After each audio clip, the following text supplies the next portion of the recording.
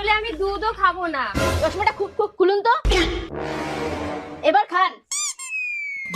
কি হলো ঠিক বুঝলাম না। ওনার চশমায় একটা পোকা পড়ে আছে, আর উনি ভাবছে ওনার দুধের কাপে পোকা পড়ে আছে। আপনার মেয়েকে কিন্তু আমাদের খুব পছন্দ আছে। তা মা, তোমার শুভ নামটা কি?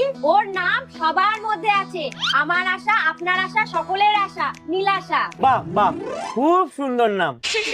আর দিদি, আপনার ছেলের নাম কি? মা, দাদার নামটাও কিন্তু এইভাবে বলতে হবে। ঠিক আছে, আমার গু, আপনার গু, সবার গু, যোগ্গু। এই চল বাড়ি চল। দিদি কি হলো দিদি? আপনার গু আপনার কাছেই রাখুন, আমার মেয়ের অন্য জায়গায় বিয়ে দেবো।